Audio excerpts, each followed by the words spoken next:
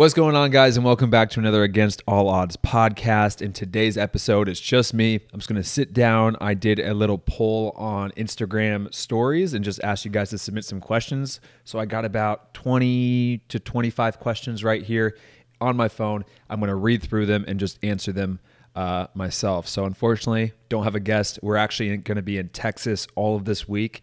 But the next podcast after this will have my first teammate on the podcast and do the typical talking to them about their story, talking to them about their career, how they got to the pro level, and all that good stuff. So anyway, welcome to the podcast, and let's roll the intro.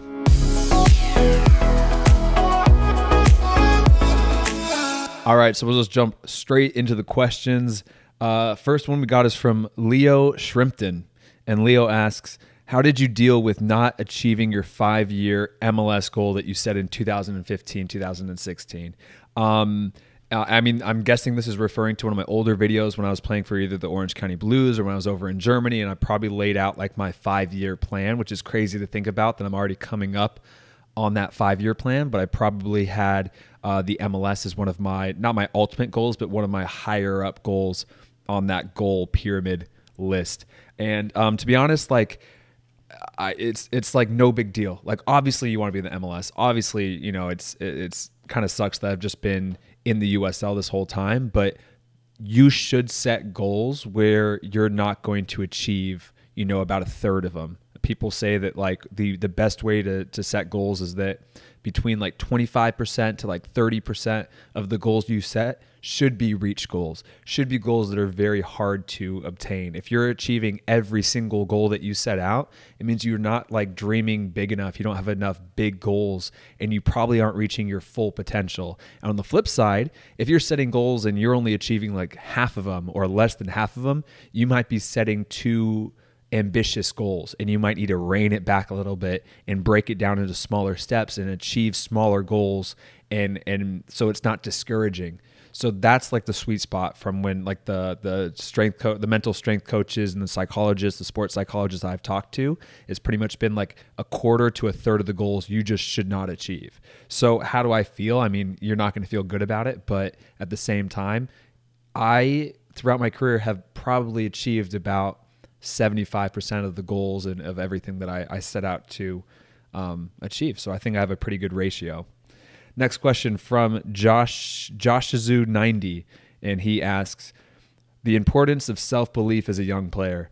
I think not even just as a young player, but I think at any age. I mean, you'd be so surprised how many professional level soccer players, I don't want to say don't have self-belief, but struggle with self-belief, struggle with confidence. And I mean, like, even for me, I mean, there's been multiple times in my career where I've really struggled about just confidence on the field, confidence when that ball is being played out to you.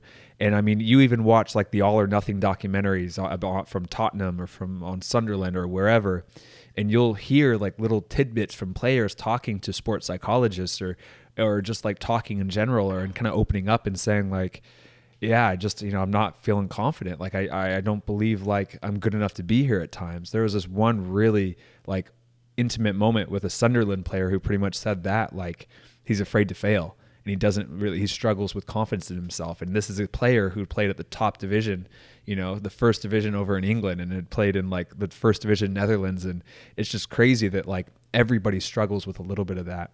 And it's crazy too to see when you do have that confidence, how you're just a completely different player than when you don't have confidence. And I talk about this with even my teammates all the time. Me and Callum would just talk about how like confidence changes you. If you have confidence, you can go out there and you're going to play fine.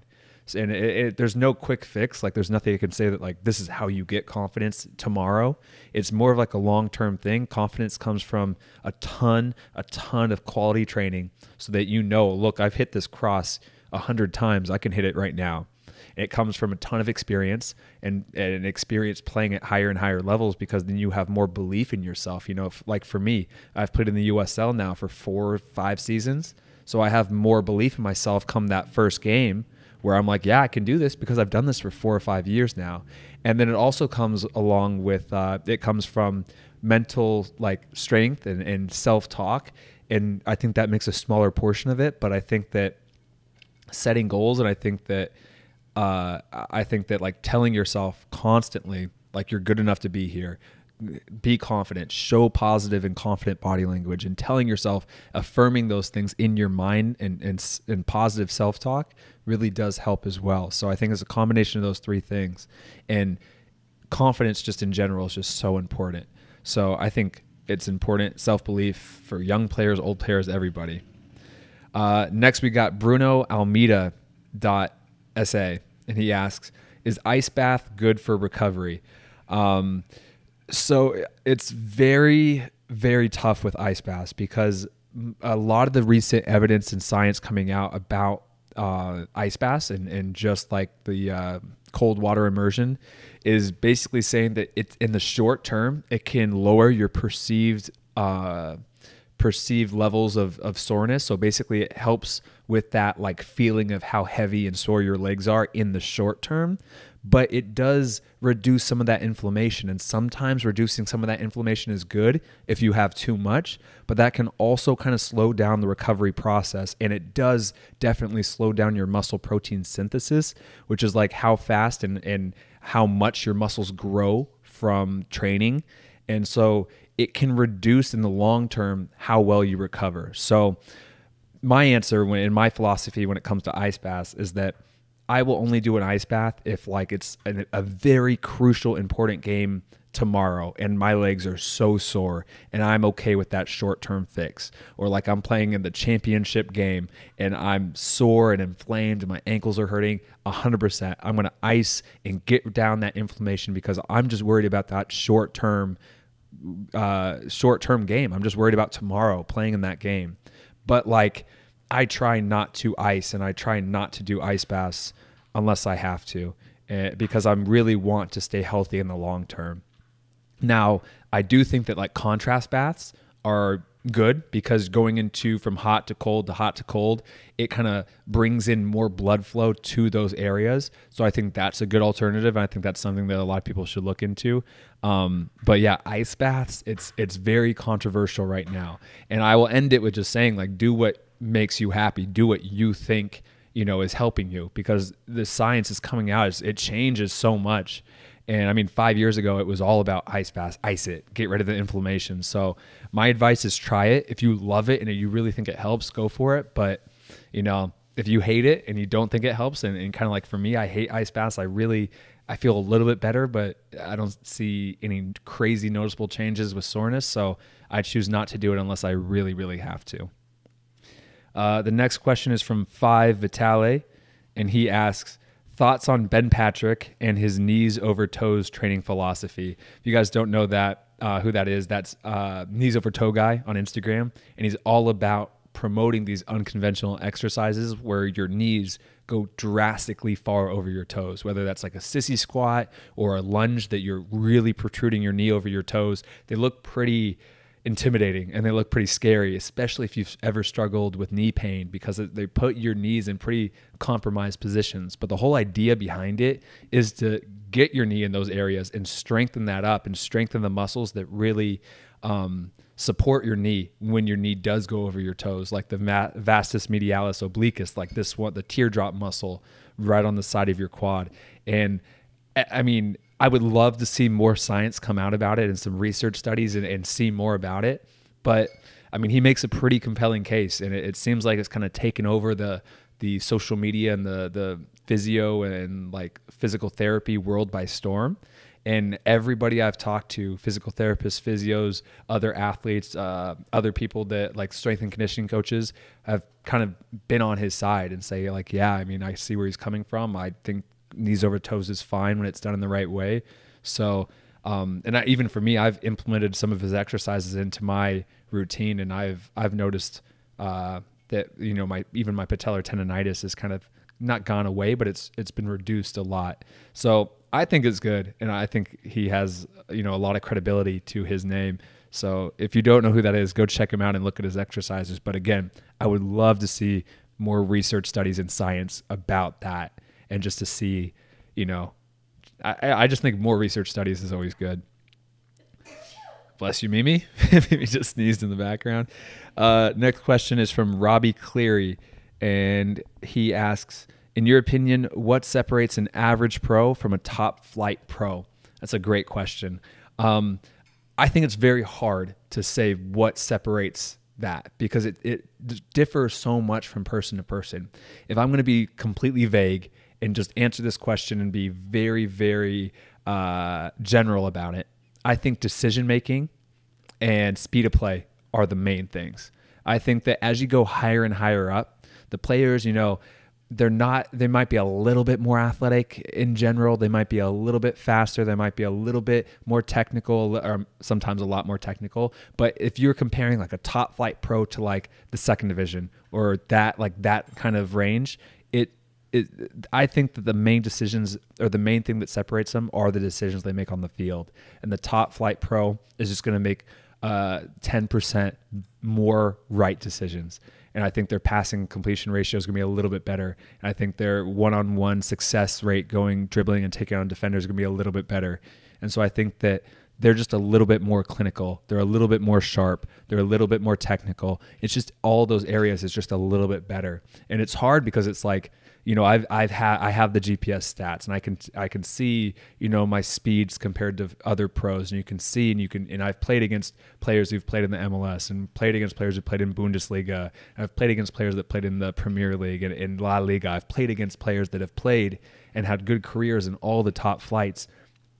And I think it's just that little bit of being a little bit more technical, a little bit about everything. But, I think there could be one player that's playing in the second division that could be so athletic, and he would still be athletic as he goes up to the top flight team. But maybe he's just missing another component of his game. Or there's players in the second division that might be incredibly technical, but maybe they're just missing that like decision making or speed of play process, and their decisions that they make just aren't good enough. So there's just so many things. But I think if you really are being general, I would say speed of play and decision making. We'll move on. So next question is from Stephen M. Rose.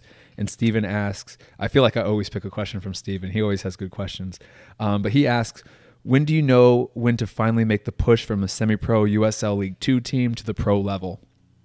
And I think that you never know. I think that you're never going to be like, yep, this is the time, And I think that's fine. I think that it should be more about like you should always be trying to make the push from the USL League 2 level to the USL League 1 level or USL Championship level.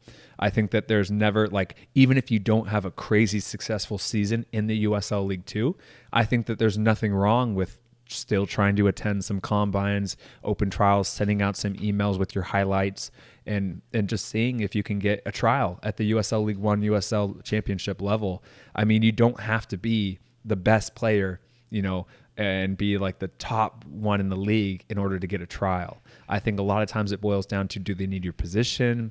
Are they kind of like really limited at that position? They just want to bring you in. You never know. And obviously the better you do in the USL League 2, the more likely you're going to get an opportunity at the pro level. But I think just because like you don't have an amazing season, you shouldn't try for it. I think even for me in the USL, for the last 4 years in the USL, I haven't been like USL first team all league. I haven't had crazy stats, but I'm still pushing to try to play at the next level and talking to my agent about opportunities at the MLS. And my agent's been sending out, my highlight video and CV and talking to MLS coaches on my behalf to even try to get me in for a trial or something. So I think that's the answer. It's like, just try and see what happens. You don't have to wait until you feel like you're 100% ready. Just try. And what's the worst that's going to happen? The worst that's going to happen is you just have to play another year at the USL League 2, or for me, play another year at the USL. So I don't think that you ever really fully know, and I don't think you really need to know. You just give it a go and see what happens.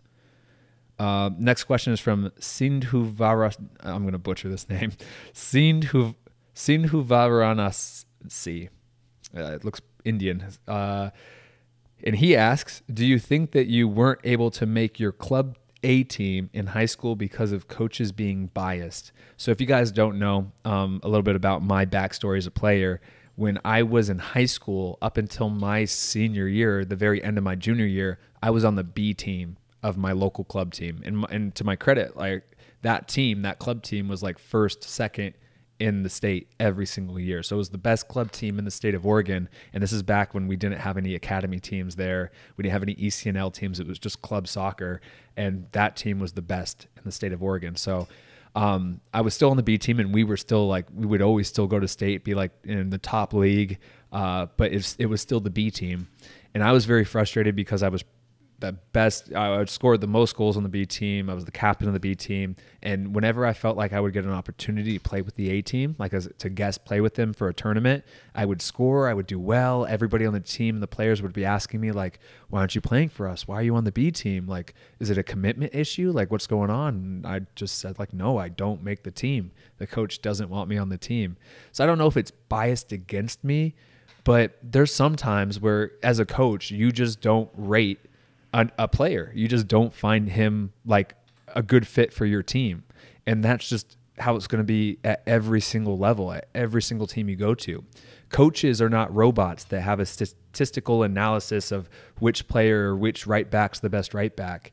It's really sometimes, especially as you go higher and higher up and the competition between the first, second, and third string gets closer and closer, a lot of times coaches do have favorite players that they just rate. They like their style of play. And some players, they just don't really like their style of play.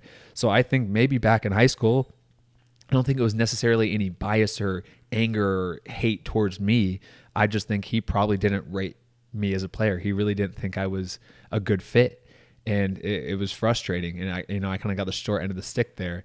And it's funny because when a new coach came in, Paul Meehan, when Paul Meehan came in, I guess played with him one weekend. He loved how I played. He moved me up immediately to the A team. And then within like a month or two, I was like the leading scorer and the captain of the A team. So it just shows like once you have a coach that believes in you and really likes how you play, you can find so much success. And you see it all the time. I mean, look at Gareth Bale when he was at Real Madrid. He just was Zidane. I mean, they just didn't rate him as a player. They didn't want to put him on the field. And was he the best winger on the team? I mean, you have to watch every single day at training. We don't get to see that. But, I think that there's always going to be a little bit of politics that plays in. And I think the best thing you can do is instead of getting upset with that, instead of like, oh, politics, screw this, blah, blah, blah, and just accept that it's part of it and just work on yourself to become a better player. And then if you can, try to find a new coach or new setup if it's reasonable to go to a new place where you're going to be more appreciated. And I think that's my best advice when it comes to that. And even going back to my 16-year-old, 17-year-old self, I think especially coming maybe a year or two on that B team, if I still wasn't getting success, I would have said, hey, stop playing at Westside now. Go and play against the rivals. Go move. Go to FC Portland and be on the second best team in state, I think that would have been my advice. Find a coach that really appreciates you. And it ended up working out for me, but I got a little lucky with that coaching change at the end. Next question is from the same guy, Sindhu Varanasi. I think I said that a little bit better this time. But he says, do any of your youth coaches know that you're pro? Yes. I think every single one of my youth coaches knows that I'm a pro. And I think, I'm not saying that as like a brag, but I know this because I've reached out to them and talked to them. Because I'm so big on connections and the best way to get teams and opportunities at the pro level is to reach out through your network of coaches and players and old teammates dating all the way back until you were a kid, because you just never know what friend or old coach or old teammate is going to be on a team or know an agent or whoever that's going to set you up with your next pro contract. And I'll give you a huge example of this, but when I was in college, my senior year, I knew that I wanted to drop out and play professional soccer. So I kind of did that same exact thing that I just said. I reached out to everybody. I reached out to old teammates that I knew were playing college, playing USL League 2, playing pro, and just said, hey, what's up? Like, I'm wow, I struggled there, but I was like, hey, what's up? I'm trying to play at the pro level. Like, do you have any advice? How did you get there? What helped you? Do you have any agents you could recommend me? And just kind of caught back up with them. And most times, like, it led to a dead end. And like I said, yeah, they gave me a little bit of advice, but nothing really crazy. But then when I reached back out to one of my old youth coaches that I had and one of my old private one-on-one trainers that I had, Matt Atencio, who he coached me when I was like 12, I just reached back out to him. He said, yeah, like I'm in the Bay Area. I'll come out and watch some games. But yeah, I mean, I would love to help you. And, I don't have much connections, but, I'll come out to a game and we can meet up and talk and hang out. He came out to some of my college games, we stayed in contact. And then as I progressed and I finally made the plunge and dropped out, he put me in contact with one of his close friends that was German, Marcus Bartelt.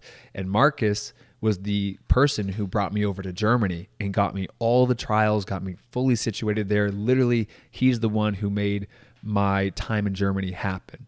So that connection stemmed from me staying in contact to one of my coaches I had when I was 12. So that's a very long-winded answer to answer if my old coaches know that I'm a pro, but the answer is yes, but because I was reaching out to them in search of contacts, in search of agents, in search of opportunities to play professionally.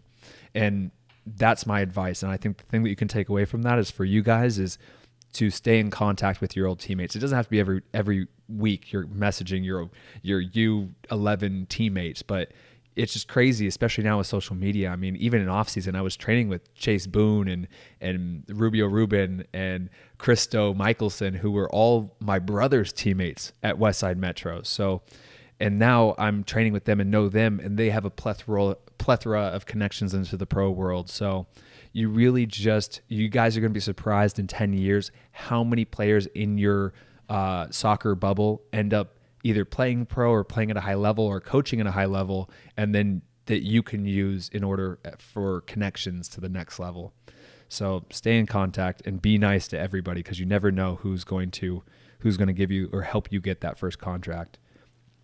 All right, next question is from MN4, and they ask, what were your other college options? So the main ones that I fully whittled down to, the ones that I had to decide between, was a scholarship offer at UC Davis, not a full one, but a scholarship offer at UC Davis, a rookie or roster spot at Oregon State, and a scholarship offer at Gonzaga. So that's what I was debating in between.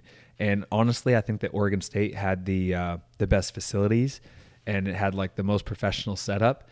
But I just got a good vibe on my official visits to the schools. I got a good vibe from UC Davis. I liked how the coaches were kind of lighthearted and they were messing around with me.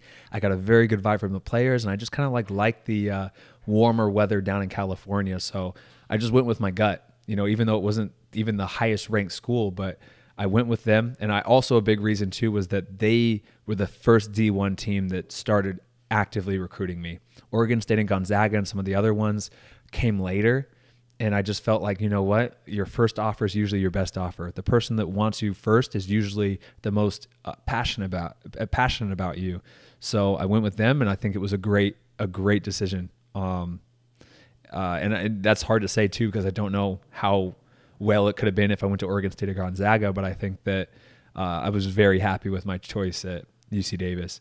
But I also had schools at the D2 level, schools at the D3 level, NAIA level, and even JUCO level and like community college level that I was reaching out to just as backup plans. Like I had, it's going to be hard for me to remember, but I had like UCSD as a backup plan. They were D2. I had UC Santa Cruz as a D3 backup plan that wanted me. I had a couple local ones like Chemeketa College, which is a JUCO, that wanted me that I had. And then I had like Willamette or something. I forgot, but it was like a couple NAI schools that also wanted me. So I reached out to schools from my Reach Stanford school all the way down to the easy local JUCO that I knew I could get into and I knew I could play for. And my thing was like, I'm just going to go for the highest level I can. And that ended up being the highest level of D1. And it's kind of funny bringing this full circle. If we talk about setting goals, that's almost exactly what happened. I had probably 30 schools on my list, and 25% of the schools, the top 25%, where there's no way I'm getting in. It was like Stanford, UCLA that I couldn't even get into academically, and that players they were recruiting were like U.S. youth national team.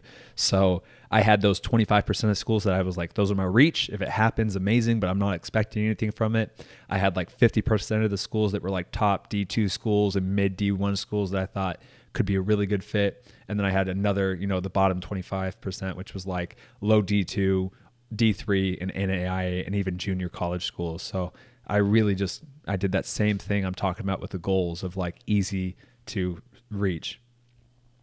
All right, next question is from Cameron Vaughn, and he asks, after reading Relentless by Tim Grover, would you say that you are an absolute cleaner? If you guys haven't read Relentless by Tim Grover, first you should, and then second, a cleaner refers to somebody who's like the most intense competitor, like they are just like the best in whatever the field they do in it, and not in terms of skill, but of like mind, like mental strength, and really about like. It's really hard to explain it. You really have to read the book to understand fully what a cleaner is.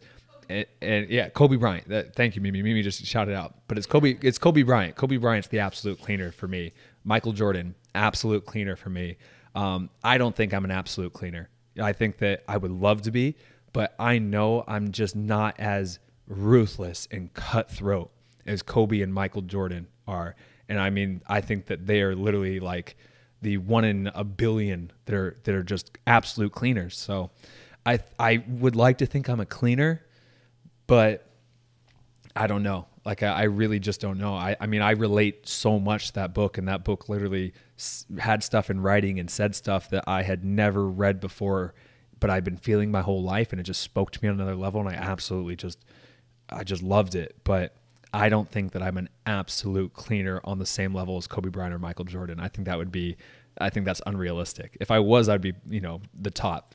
But it's funny because even the book, it's like it's not all about how good you are, because you can be one of the best in the NBA or playing at the highest level, top 5 in the nation or in the world, but you still might not be a cleaner. It really comes down to that mental side of the game and like just the competitiveness in you. So yeah, I wish I was an absolute cleaner. I wish I was like Kobe Bryant and Michael Jordan, but honestly, they're goats. They're goats. Next question is from Andrew Meyerson, and he asks, could you take us through a full day of eating when you were in high school and college? Honestly, it looks exactly the same as it does now. There's very, very little difference to how I ate in high school and how I ate in college and how I eat now.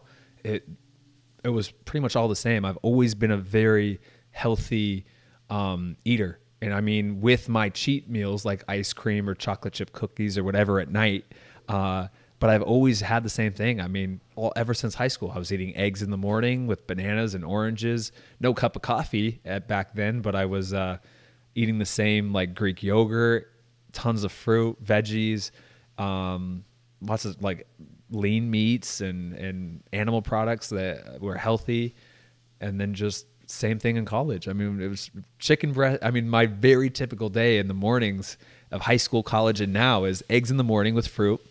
Lunch is like a turkey sandwich or something with fruit and probably some veggies, and then probably some crackers or pretzels or chips or something.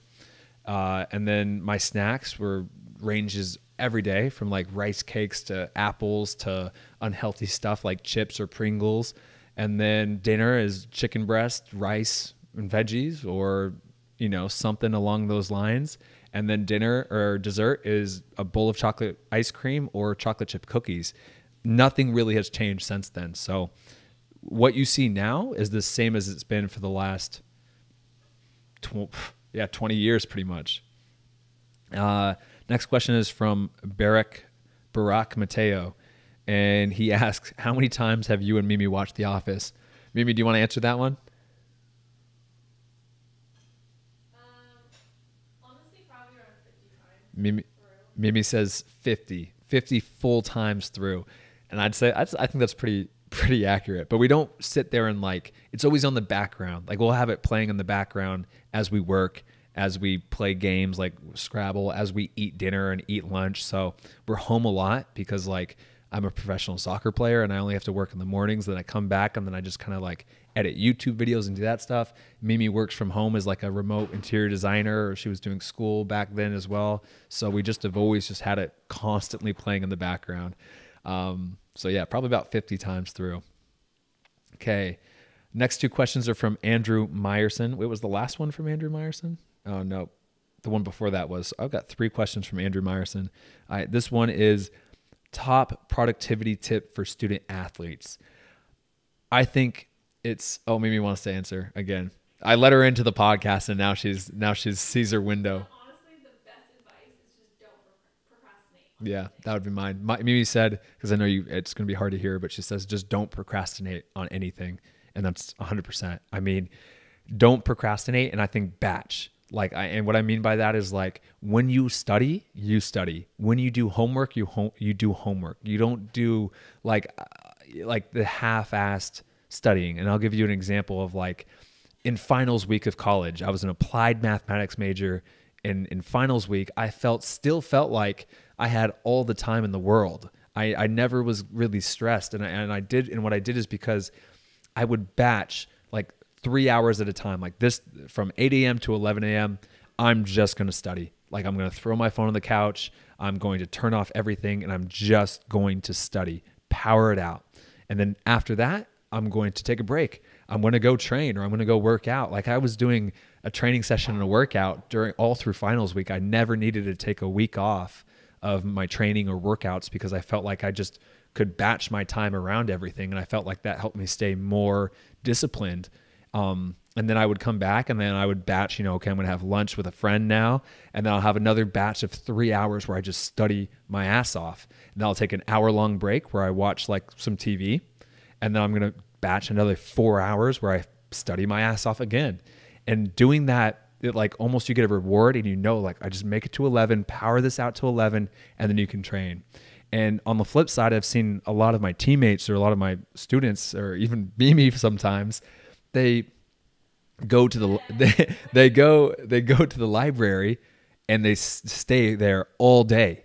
But the entire 12 hours they're there, they're kind of half talking with friends. They're not like fully involved. They're kind of like walking around. They're getting distracted. They're on their phone a little bit. So out of the 12 hours they're there in the library, they might only actually get 5-6 hours of actual studying time, true in the zone studying time. And I feel like if you just batch it so you get 3 hours in the zone with no distractions, you save so much more time. And I've always been like that, like batch it, whether I'm editing, whether I'm filming a podcast, whatever, I've always been like power it out now, don't procrastinate it, and don't ever multitask. If you multitask, it's not a good thing. And I know it's funny how I said I just have The Office in the background the entire time, but it's literally just background noise. I'm not like, we don't watch it. It's just so you don't sit here in a quiet apartment. And I think that's the best tip I can possibly have for you guys. Same person, Andrew Meyerson asks, any advice on what to do if you are the number 2 on your team? So you're not in the starting 11. I think it's all about like working on your own game. I mean, I think that it comes down to that coach thinks that other player is better than you. So I think the first thing you should do is go sit down and talk to your coach either after training or sit down with him. I mean, if you're a pro, you go to his office, or if you're in college, go to their office and knock on the door and just be like, hey, coach, I obviously am not starting. I really want to be a starter. And I just want to know why the other player is starting over me, and not in like a defensive way or like a confrontational way, but as like, I want to learn what I need to improve on in order to be a starter in your eyes. I want to know what I need to do differently in order to play. I mean, I just want to be on the field, and obviously they're doing something that's better than me, and I just really want to improve. And if you take that approach and you're not confronting the coach about it and be like, yo, like, I'm better than him, why am I not playing? The coach is going to go, no, I don't think you are. And then you're going to get nowhere. But if you sit down and say, and you come from the point of, I want to improve, what do I need to improve on in order to be a starter in your eyes? They'll be like, look, like, you need to work on your first touch, or you need to work on your finishing. You get 6 opportunities a game as a striker, and you're only putting away like one, maybe out of those. If you have 6 one-on-one with the keepers, you should be putting away 3 of those, or whatever they say. But take what they say to heart and then ask them, okay, I need to work on my first touch, or my distribution out of the back and building out of the back is not good enough. How should I work on that? What should I do? And hopefully they'll give you drills, or they'll give you, like in training, they'll say like, look, I think you just kick it too long. You panic sometimes and you just boot it down the field. I want to see you working on confidently building out of the back on the ground. So then you know what you need to do. And then drills, or in training what you should focus on in order to improve. And hopefully if you work extra on that, you can show your coach that I'm improving in the areas that we talked about. And hopefully, whether a couple months down the line, you go up to his office again and be like, look, my problem was that you said that I'm not starting because I only get 1 or 2 crosses off in a game. I'm getting 5, 6 crosses off every single time we scrimmage and we train. And I feel like I'm getting the most crosses off of any fullback. And if you truly are, the coach is like, you're right. I mean, and then you just kind of whittle down his reasons why you're not starting until you do become the starter. So you need to identify why you aren't starting from the coach's perspective, and then you need to work on that and hopefully make that a point where now it's one of your strengths and it's no longer holding you back. And then kind of how I go back to my old self of 17, if you feel like you are outperforming the starter in every way possible over and over again, and you're still not getting the opportunity like season after season, sometimes again, that coach is just not going to rate you as a player, and you need to go find a setup where you're appreciated. So leave and find a new team where you can play and you get minutes.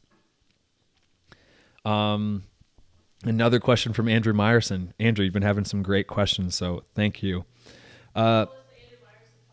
Mimi, what are your thoughts on dating/girls in regards to pursuing your development as a player? I say 100%. It's perfectly fine if you're dating the right girl and if your priorities are right. Because it can be a huge distraction if you let it be a huge distraction, or if the girl is a huge distraction or a guy is a huge distraction. You need to be able to have your priorities so set in your mind that it can't be a distraction at all. And it's just like anything else, that you get to enjoy time with your girlfriend or boyfriend during the time that you set aside for that. It's like once you get your training and your workouts and your schoolwork done, same thing. Now should have multiple hours of free time. Do whatever you want in your free time.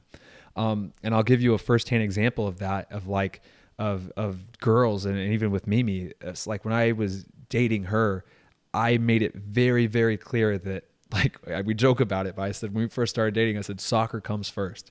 Like, that's what's the most important thing to me right now. This is before we were about to get married or engaged or been dating for 7 years, but I said, soccer comes first.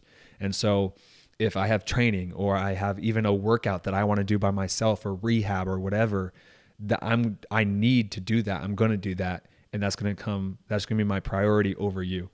And then as we continue to date, even after a year or 2 years of dating, I said, look, I'm going to drop out and I'm going to go wherever soccer takes me professionally. And you can be with me, you can be my girlfriend, or not. And it's not going to change what I want to do and what I'm going to go for. And so if you lay that out and you lay those priorities and you have that so clearly defined in your mind, I think it's very hard for a girl to become a distraction. And if she does, then it's just a sign that it's not the right girl. They should be there supporting you and helping you, just like you should be supporting them with anything they want to do in their life. Mimi wants a little talking point. I was just going to say that for like the first year we were dating, you would only hang out with me on Wednesday nights. Yeah, Mimi.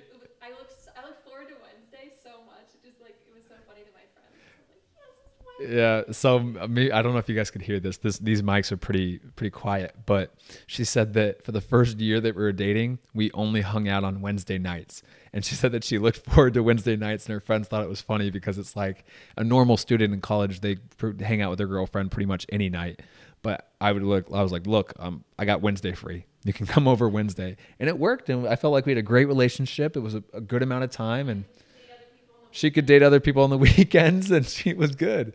But no, you just have to have what's important to you and your priorities straight, and it should be fine. Next question is from Carson2105, and he asks, how long do you stay before or after training? So I like to get before training like 15 minutes. And I mean, that's pretty standard. But I always like to be out there and actually passing or playing two touch or rondos. That's my thing. Like if I'm really sore and tired, I'll just pass. If there's not that many people out there, I'll play two touch, the juggling game. And then if we do get a good group of like, you know, people are warmed up, then I'll play rondos. So that's like what goes through my head. And then in preseason, I barely ever stay after training just because with double days and the amount of games, it's just crazy. I mean, this week we're about to leave for Texas tomorrow, and we have 3 games in 4 days against Houston Dynamo, against North Texas Soccer Club, and then against FC Dallas. So I mean, staying after training today, I think would have not been smart. But in season, typically I'll stay after almost every single training, except for the training maybe before the game, depending on how my body feels. But even then, at least 15 minutes working on crossing, working on long balls, and working on that little extra thing that I want to work on, whether that's 1v1s or something.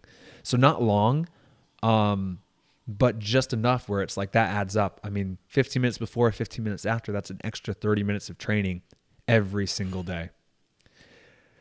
Next question is from Nevlin Harper, and Nevlin asks, is the skill gap between D1, D2, D3 large, or is it more fluid where D2, D3 could be better than D1? I definitely think it's fluid. I think that as you go down to the bottom Division 1 teams, you're really overlapping with the top Division 2 teams. And I think even the best Division 2 team could rival and could have some very good competition against mid to even top D1 teams.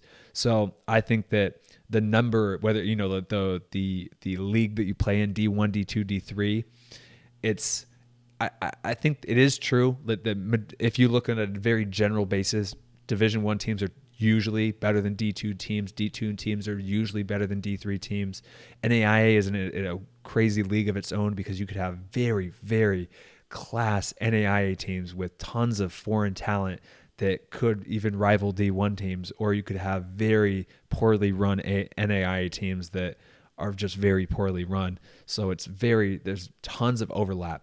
So my advice is to try to find a setup that feels professional. Go and visit the D1 schools, D2, D3, and don't just pick a D1 school because it's a D1 school. You have to find some place that is going to be a right fit for you and that you feel it's going to be a good match. I mean, you really want to find a good place, and I think that the most important thing is winning. I mean, so many pros come from D2, like top D2 teams, top NAIA teams, even D3 teams. A lot of pros come from the schools that are winning. So it's very important that you get into a winning setup, I think. The next question is from Mateus Buchner. I trained with Mateus in St. Louis a long time ago. But he asks, as a footballer, do you invest in any stocks or watch the market on a daily basis? Yes. I'm very, very, very big into the stock market, and I'm very, very, very big into just finances in general and having your money make more money and other sources of income. I mean, YouTube and Become Elite is literally a business that I built because not only was I bored of just training in the morning and I had so much free time, but also because I knew that I wasn't going to be playing in the top divisions and going to be able to retire. I started Become Elite with a love for creating videos and a love for coaching and a love for just documenting my life and everything, but also as a revenue stream. I wanted to make more money, be more successful. This podcast, I love doing podcasts, but this podcast is also another revenue stream with sponsors. And if you're watching this on YouTube, the ads that come up. So I think that, you know, that finances play a very, very big part of my life. And lately, since I pretty much started playing professionally, I've been trying to live off of just my soccer contract. So just live within my means of whatever I get paid to play. And then everything I make on the side with Become Elite, which in the last 4 years has been more than I've been making on soccer. But I try to put all of that stuff from Become Elite straight into investment accounts and just saving up for the future, whether that's for a facility, whether that's for retiring early or just being financially independent. I just pump money into the markets, and I pump money into very blue chip companies that are going to be around forever. Apple, Amazon, big companies like that, nothing crazy, but it's been going pretty well. But I definitely am big on in the stock market, and big on having your money, or I'm big on creating income streams and multiple income streams. And then I'm big on having those income streams and using that money that's generated to make more money in the markets or somewhere else. Yeah. If you're interested in the stock market, there's so many amazing YouTube channels that you can learn from. Next question is from Ashley Webb, and she asks, if you absolutely had to wear different boots for a game, which ones would you wear? That's a good question. So I haven't worn anything other than Mercurials. I think I wore the Adidas like X, like 11.1s, or I can't even remember what they were, but I wore those in Germany. So that was like 2015. I would probably have to go with just the new version of the Mercurials. Maybe the Phantoms, but I haven't really tried those on lately. I've tried them on like 2 years ago and I thought they were okay. But yeah, I mean, hopefully I'll be wearing Vapors for a long time, and hopefully my plug Halt's boots keeps on supplying them to me. But if not, I might have to switch to the new version of the Vapors. The next question is from Good Old Boy 2, and Good Old Boy 2 asks, how do you keep your life organized? I am the most forgetful and unorganized mentally person you will probably ever meet. Mimi gets mad at me on a daily basis for forgetting to do things. And if it's in my head and it's not written down somewhere, I will 100% forget it. So Mimi says if it's not important to you, that's kind of true. You prioritize information. She says I prioritize information in my head, which is true. But even soccer, I mean, I need to write stuff down. I need to have a calendar. I cannot have stuff in my head or else it gets so jumbled up. So what I do, and I think this is my favorite tip that I can give you for keeping your life organized, is to have a whiteboard. Go to Office Depot or get one on Amazon, a big whiteboard. Mine's like 3 feet big. And I have like a little calendar section in the top left corner where I can just wipe off, Monday, Tuesday, all the way through Sunday. I write down my training times. I write down to not forget to do the little Titan app to weigh in and the COVID test. I write down appointments I have with whoever. I write down Zoom call times. I write down travel days and game days and what times I need to show up. So it's all there. So then when I wake up, I look at the day and I'm like, oh yeah, I got that Zoom call. Oh yeah, I got to make sure to do the Titan thing. It's all there listed for me. Boom. And I have 2 weeks. It's always 2 weeks. And then once I finish the week, I bring it back down. I erase everything and then I write the next week. And I just always have 2 weeks ahead of me all planned out. And then I write down my ideas on that whiteboard. I write down little to-do things. I write down, oh, you should be paid by this sponsor, or send this invoice in to this person. It needs to be written down for me. And that whiteboard is huge, huge for me. So invest in that. If you're like that, you're the same as me. Next question from Shady Lees. And Shady asks, what is more enjoyable to you, playing pro football or making cool videos on social media? 100% playing pro football. I mean, the videos are I love it. I absolutely love making YouTube videos. I absolutely love documenting my life. I absolutely love making podcasts and 2 Minute Tuesdays. And it's definitely a passion, but nothing beats football. I mean, nothing beats playing professionally. That is my passion. And I've always been very, very clear, like laying down my priorities for myself, that I am not a YouTuber that plays soccer. I am a professional soccer player that YouTubes. And again, I put down that and clearly defined those priorities in my head and said, everything that YouTube is, this podcast, everything is a result of me playing pro football. If I neglect that and I don't keep that as my number one priority, everything else is going to go away. My YouTube channel, my podcast, followers, everything. So, I think it's okay to be a YouTuber that plays soccer. And obviously people have amazing YouTube channels better than mine, like the F2, and they are YouTubers. But for me, I needed to have that where I am a professional football player that YouTubes. So and that's how I view it. And it makes sense because I mean, that's what I enjoy the most. I enjoy playing professional football the most, making YouTube videos and everything else second. But number one is hanging out and playing Scrabble with my beautiful fiance. She says, she's like, you never play Scrabble with me. Yeah, I don't like Scrabble. Next question is from NeoCM. And NeoCM asks, how do you find or create your own drills? This is a really, really good question. So I find recently I've been finding drills on Instagram and social media because now, I mean, you have so many amazing resources. You have Michael Cunningham, you have me, you have Golaremi, you have even the F2 freestylers will have a drill out there, and you have countless professional academy and professional coaches on Instagram putting out quality drills. Like, and I mean, you have Rick Fit and lead Joner train one-on-one training and all these amazing resources that just have drill and drill and drill. There's so many resources now. But in the past, before that, there was a time where Instagram and YouTube were not flooded with drills. Before that, it was all learning from other people, learning from other coaches.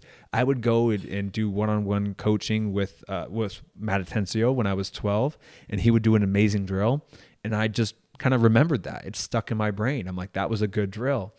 Sometimes I would even, once I got older in like college, when we'd do a good drill, or I'd see another player like training a player and it was a great drill, I would write it down in a notebook about like, this is a great partner drill that I just learned from my teammate. And as you get older and you train with more people and you do more off-season trainings, you do more partner trainings, and you get taught by more coaches, you just pick up this plethora of drills that you have in your like arsenal. And even this off-season, I mean, training with Rubio and Christo and Chase and Anthony and all these other pros, we would just take turns. Like, I was like, hey, let's do a passing drill. Who's got a good passing drill?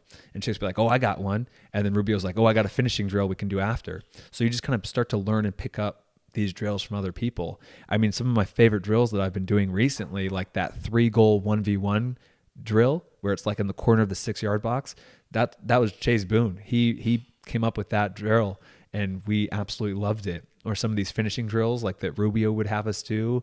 Or Christo is literally a one-on-one trainer. He would have us do these passing drills that I loved. So you learn from other people and you kind of just pick that up. And, you know, as you get older and older, you train with more people, you just get so many drills like in the back of your head. So, I mean, now I'm 28. I've been playing soccer for 23 years of my life, 24 years of my life. I've had many, many years to learn drills. And then the next question is from XMaxClepX, but he asks, how much does money affect becoming a pro? I definitely think that, unfortunately, the more money you have, I don't want to say the easier it is to become a pro, but the more opportunities I think open up to you. And that's just how kind of like life works in general, unfortunately. I mean, if you guys are American, you know that we have we do have a problem with the pay-to-play system here. I mean, it costs thousands of dollars to play club soccer for a majority of people in the U.S. And it's just very difficult because it should be free. And like, if you look at other countries, it is free. And there's no reason why it can't be free here. Besides the fact that it's just such a huge money grab for clubs and everything. And it's unfortunate. So if you can afford that, I mean, obviously you can afford to play academy or afford to play ECNL or club or whatever. You now have the access to better coaches, better training versus somebody who cannot afford that. And then as you get older, I think that, like, for example, even go to college, a lot of schools can't offer full scholarships. And like for me, I didn't get a full scholarship, but my family came from a place that they could help me out with my school, with the cost of my tuition. Especially in the first years, and every year my scholarship increased. But at the beginning, I mean, if I couldn't afford that, and let's say I didn't want to take out loans or whatever, that opportunity to play college soccer, I don't know if it would have been there for me. I might have had to drop down to the D2 level or NAIA level in order to get a better deal or a better scholarship offer.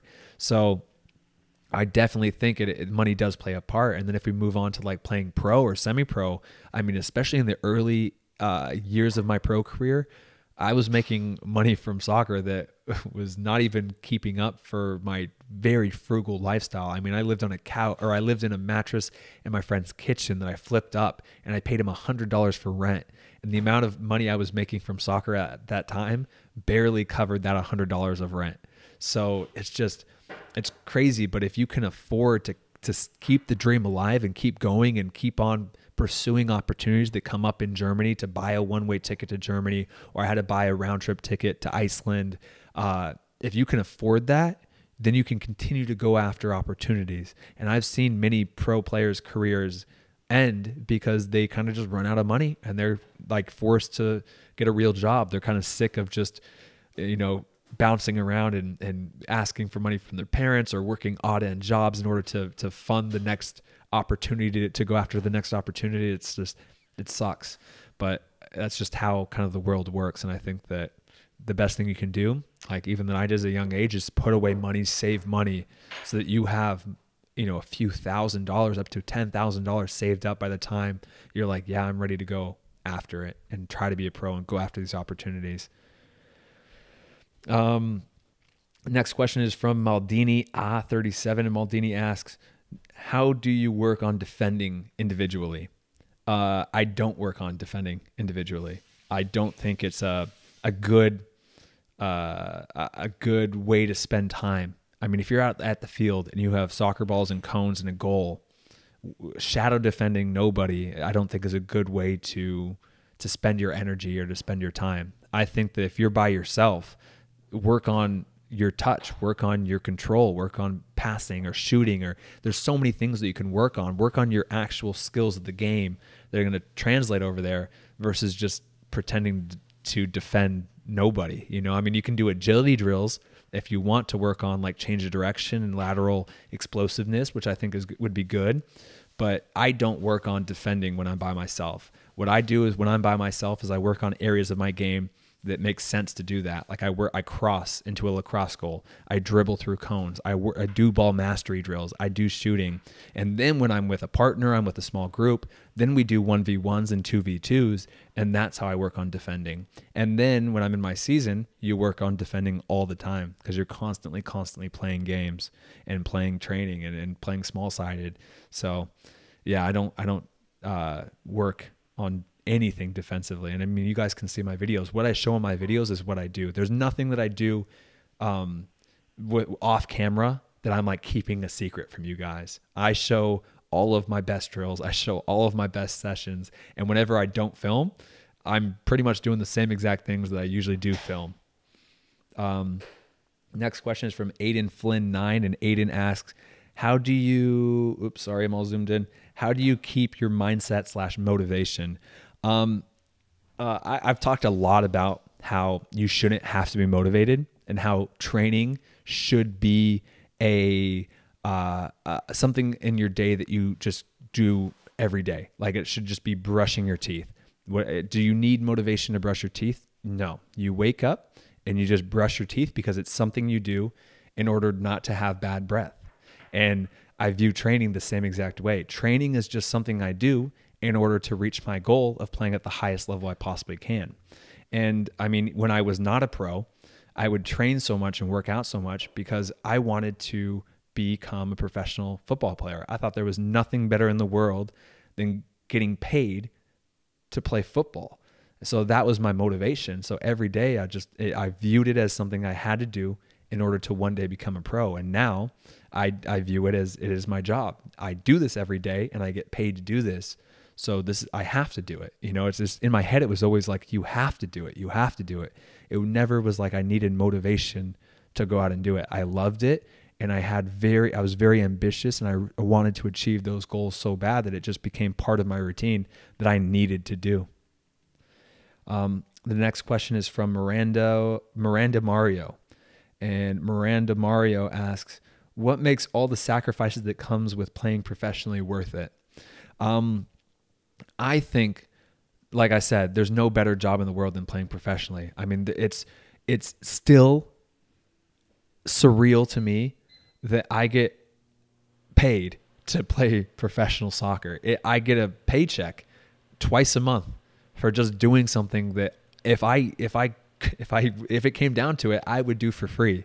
And I always joke about this. Don't tell the teams this. Don't tell the GM of the club this. But like, you know, if my needs are met, I would do anything for free. Like I would. This is just insane to me that I get to do this. This is my job. And so what makes all the sacrifices of the injuries and the hard times and the rejections and the uncertainty and the instability of being a pro and all the hard work that went into this is just the fact that I don't have to go to a job that I don't like for 40 hours a week. I don't have to work at a desk. I don't have to do stuff that I see majority of the world doing. I literally make my money from going out and playing my favorite sport in the world with some of the best friends in the world. That's just crazy to me. It still blows my mind. So that's what makes all the sacrifices that comes with playing professionally worth it. So there is the last question of the Q&A. Mimi, are we still recording on this camera? Yeah. Okay, we're still recording. Sweet. I hope you guys liked this podcast. If you did, please hit the thumbs up button. It helps out the videos so much. Subscribe if you're not subscribed to the Against All Odds podcast. And I'll see you guys in the next podcast, which, if everything goes correctly and everything goes smoothly, we'll have the first teammate from FC Tulsa here, and we'll be discussing their career. So, all right, guys, I'll catch you in the next podcast. Peace.